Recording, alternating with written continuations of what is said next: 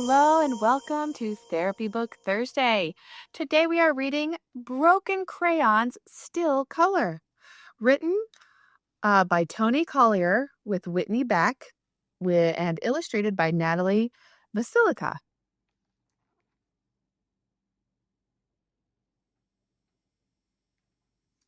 With this book, we're going to learn about different emotions and different things that can happen when we have broken crayons, whether they're broken crayons or whether it's just life situations and when life maybe doesn't go exactly the way that we plan, and how we can find confidence and gratitude in our lives too. So, broken crayons still color.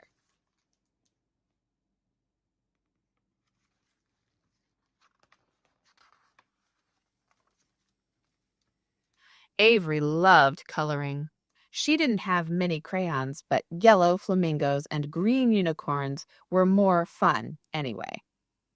Then one day she got a new crayon box with tons of colors. Turquoise like the new nursery, violet red like her new shoes, and cadet blue like her new house.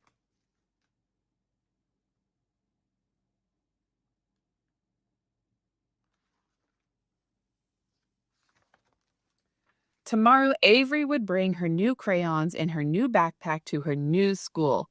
Suddenly, she felt flippy and fizzy and fluttery inside. When Mom called her for dinner, Avery didn't feel like eating. "Would you like to say a prayer before your big day?" Dad asked. "No," Avery whispered. "I'm too scared." "You can do hard things," Dad squeezed her, "even when you're scared."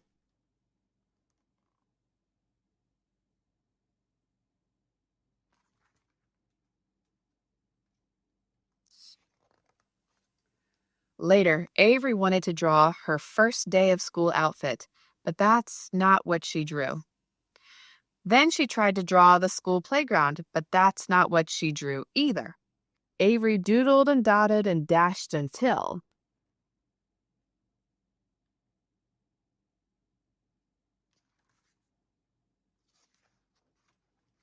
crack!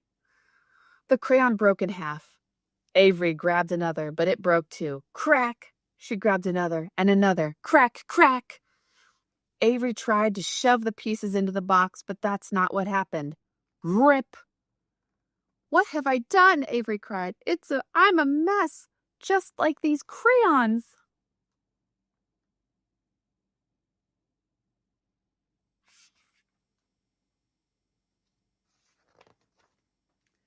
When Avery's sobbing quieted, she heard a small scuffle.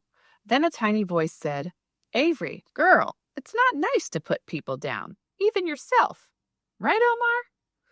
Avery's red crayon was talking and walking, and Omar, the orange crayon, was bouncing. "That's right, Ruby. Guys, don't forget me," Beatrice, the blue crayon, called. "Here, let me help Beatrice," the purple crayon said. And how about you, Grace?" "Thanks, Pedro. You are so sweet." Grace, the green crayon, turned to Avery. "It sounds like you need help."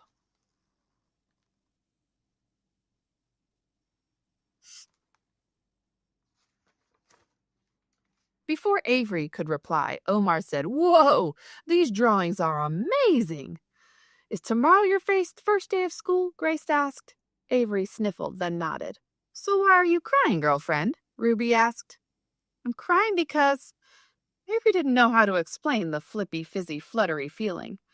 "I got messy inside and ruined all of you." "Girl, don't you know?" Ruby said. "We don't have to be perfect to be useful." "And no mess is ever too big for God," Pedro added. "And we're going to help you have a great year at school," Omar finished. "How?" Avery asked.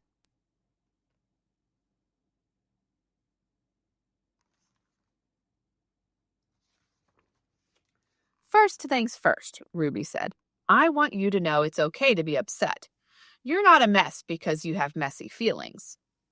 But let's keep big feelings from becoming bad actions," Grace said. Grace told Avery to draw 2 pictures, her favorite flowers and a cake with candles. Then she had Avery pretend to smell the flowers. Breathe in really deep through your nose. Now blow out the candles. So good. Do that again.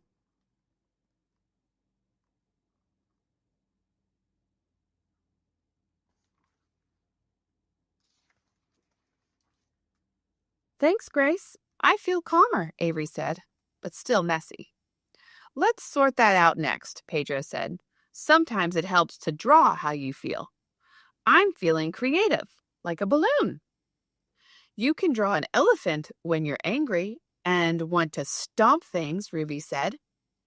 Or a rainy day when you're blue, Beatrice said. Avery decided she was feeling anxious, excited, and a little afraid.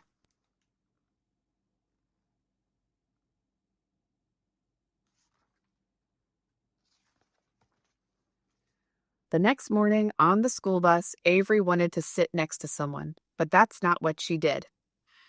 Avery, Pedro popped out of the backpack. Life is more fun with friends. But who would want to be my friend? Avery asked. Who wouldn't? Pedro said. You're kind and thoughtful. And fun, Omar said. Draw a picture to remember what a blast you are.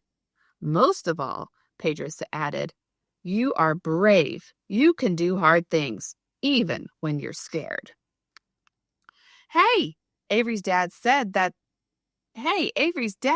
to her all the time. Avery decided she was brave enough to make a new friend, and she knew just how to do it.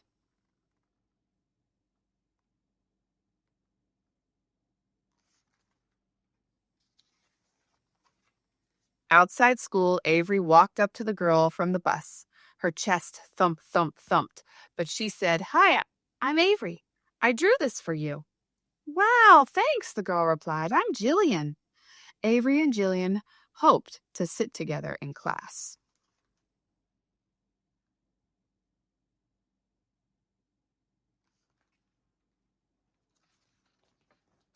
But that's not what happened. Avery started to sniffle again. I'm sorry you're upset, Avery, Beatrice said. Instead of thinking about sad things, draw the things that make you happy. When you're feeling sad and blue, there are reasons to be grateful, too. Avery drew and drew and drew.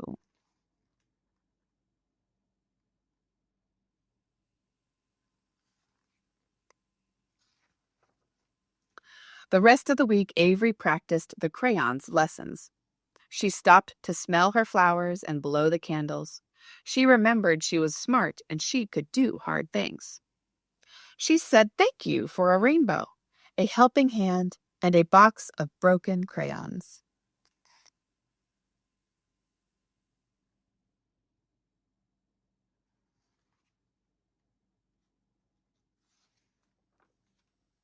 On Friday, Jillian gave Avery a surprise, a crayon box.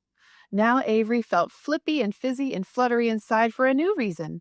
She was happy. Ruby, Omar, Beatrice, Pedro, and Grace had a new home, and it was as beautiful as they were.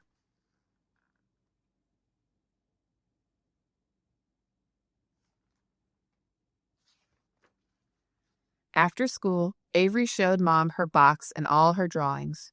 Every time I got messy inside, I used my crayons, and even though they are broken, I made beautiful drawings. Mom smiled. My life has been messy at times too, she said, but I've learned that God can turn our messes into masterpieces. After all, Avery said, broken crayons, still color.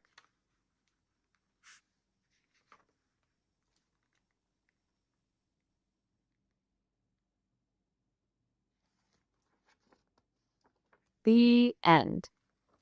Then there's a little extra. How do colors make you feel? Do you know that colors can change how you feel, or that when you're feeling sad, angry, happy, or something else, your feeling can have a color? It's true. This chart shows some of the feelings and colors that go together. Like red can be brave or angry, romantic, powerful, or bold. Orange can be adventurous, cheerful, excited, hopeful, and silly. Yellow can be happy, curious, giggly, smart, and playful. Green can be lucky, healthy, jealous, outdoorsy, generous. Blue can be sad, safe, calm, quiet, and confident. And purple can be creative, artistic, spiritual, thoughtful, or sneaky.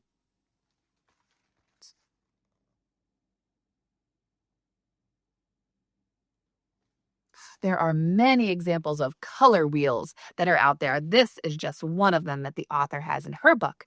And you could probably ask the adult who is reading this with you to maybe find one for you. Maybe there's even one hanging up in your room at your school if you go to school. Or maybe your parent or caretaker can print one off and put one on your refrigerator or something that you could have so you can look at all the different feelings and learn what they are. And maybe you can use crayons, broken ones or whole ones, to color those feelings when you're having some kind of big emotion and you don't quite know how to describe it.